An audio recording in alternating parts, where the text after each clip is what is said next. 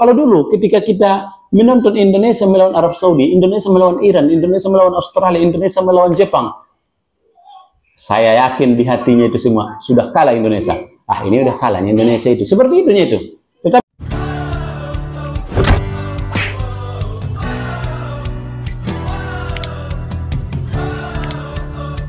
Assalamualaikum warahmatullahi wabarakatuh. Terima kasih sudah menonton channel ini. Jangan lupa subscribe, like, dan share video ini. Dan kami doakan semoga kita semua selalu dalam keadaan sehat walafiat dan diberikan rezeki yang berkah oleh Allah Subhanahu wa Ta'ala. Amin ya Rabbal 'Alamin. Baik kawan-kawan dimanapun berada, bagaimana kalian tengok pertandingan semalam antara Indonesia versus Australia? Saya yakin kita semua sepakat, meskipun Indonesia digempur dalam artian selalu bola itu banyak mengarah ke gawang Indonesia, tetapi kita yakin Martin Paes bisa mendapat bola itu dan pemain-pemain belakang kita bisa menghalau bola-bola tersebut. Memang rasa optimis kita kepada timnas itu memang sudah semakin tinggi sekarang.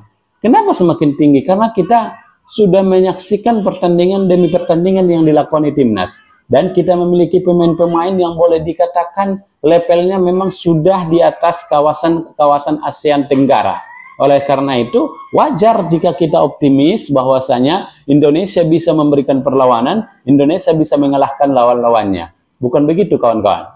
Tentu saya sepakat, kita semua mungkin beranggapan seperti itu. Meskipun sebagian kecil, ini sebagian kecil ya, ada yang beranggapan bahwasanya semalam permainan Indonesia itu belum bagus, lebih bagus ketika menghadapi Arab Saudi. Bukan seperti itu kawan pola pikir kita, kan, tetapi pola pikir kita itu harus berdasarkan data dan fakta. Faktanya memang Australia itu di atas kita, mereka ranking 25. Data statistiknya memang mereka banyak sekali menang, mereka lolos ke Piala Dunia. Bahkan mereka beberapa kali ikut zona playoff melawan antar benua baik dari Amerika Latin, mereka mengalahkan dari Amerika Latin. Seperti Piala Dunia 2022, mereka lolos kan melalui jalur playoff.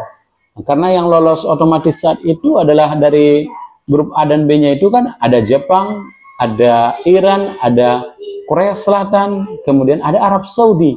Yang empat ini lolos otomatis, mereka zona playoff melawan wakil dari benua Amerika Latin kalau tidak salah ya, kalau salah mohon dikoreksi. Itu mereka bisa mengalahkannya dan mereka lolos ke Piala Dunia.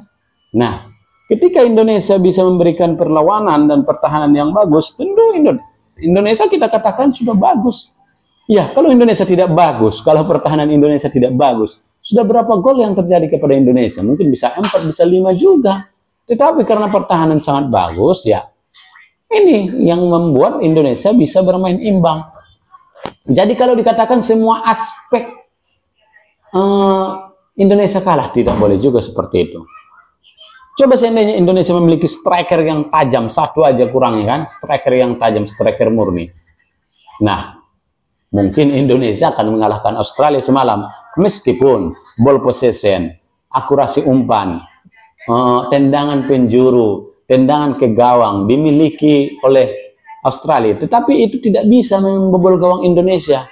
Banyak sekali itu pertandingan, semua aspek dikuasai lawannya, tetapi kalah dengan gol. Kenapa? Bukan berarti tim itu lebih hebat, tim yang menang itu, tim yang kalah itu lebih hebat daripada yang menang. Karena berarti mereka jago bertahan dan juga mereka jago counter attack. Mereka jago serangan balik sehingga tercipta gol. Meskipun penguasaan bola 70%, 30%, yang 30% menang. Meskipun akurasi umpan hanya 70% dibanding dengan 10%, tetapi kalah yang 90%, berarti yang 70% itu lebih hebat. Begitu juga lah Indonesia semalam. Kalau sudah imbang dengan negara-negara yang luar biasa, itu sebenarnya berarti kita sudah kuat, kita sudah ada mental. Itu yang perlu, karena dalam pertandingan itu kan yang paling penting adalah mental. Dan inilah yang tidak kita miliki selama ini. Kalau selama ini sudah dimiliki, baik penonton dan pemain dan pelatih dan federasi, semua yang di Indonesia ini sudah memiliki mental itu sekarang. Kalau dulu ketika kita menonton Indonesia melawan Arab Saudi, Indonesia melawan Iran, Indonesia melawan Australia, Indonesia melawan Jepang, saya yakin di hatinya itu semua sudah kalah Indonesia. Ah, ini udah kalahnya Indonesia itu. Seperti itunya itu. Tetapi kalau sekarang ketika Indonesia menghadapi Australia, Indonesia menghadapi Arab Saudi, itu di hati kita bagaimana? itu hati kita mengatakan yakin bisa mengalahkannya. Meskipun hasilnya imbang kan, berarti itu kan udah mental yang sangat bagus. Sangat beda dahulu. Kalau dahulu kita mentalnya ketika menghadapi Kamboja, oh udah menang Indonesia itu. Nah itu. Ketika menghadapi Timor Leste, udah menang Indonesia itu.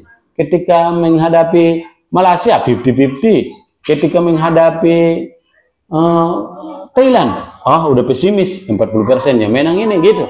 Saya seperti itu, mungkin rata-rata seperti itu juga. Ketika menghadapi Vietnam juga, ini udah kalah kita ini. Seperti itu. Makanya saya sangat yakin sekali bahwasanya Indonesia itu akan lolos ke Piala Dunia. Itu saya yakin. Dan itu harapan kita. Dan kita doakan. Dan kita tidak boleh sombong, kita tidak boleh jumawa. Itu intinya kawan-kawan. Kita tidak boleh merendahkan orang-orang sekitar kita. Negara-negara kawasan Asia Tenggara, kita tidak boleh merendahkannya. Oleh karena itu, mulai dari sekarang, janganlah kita lagi merendah-rendahkan negara-negara tetangga kita. Kalau untuk canda-candaan, pokoknya jangan baper-baper gitulah ya kan. Oke kawan-kawan dimanapun berada, mungkin itu saja ya yang dapat kita ulas pada hari ini. Kurang lebihnya saya mohon maaf, demikian. Assalamualaikum.